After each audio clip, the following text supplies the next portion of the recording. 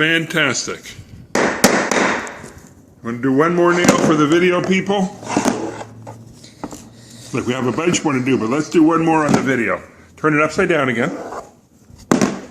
And let's go over here now. No. Let's go over here. No. Well, it's already in here, so. we already started it. Remember, you're doing a good job. Hold it to start off with your fingers.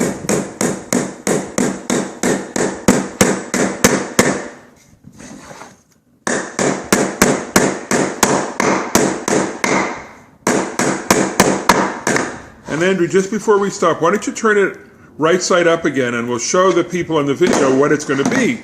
That it's going to be the start of a toolbox.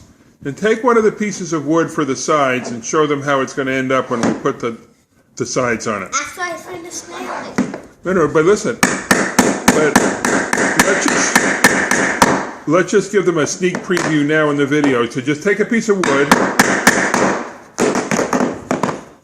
show them how it's going to go, and yeah, perfect. Where it's going to be one like that and one on the other side. Okay, so now we're going to stop the video, and I'm very super duper proud of you for your nailing skills and your building skills, and we'll go back, okay? Yeah, okay.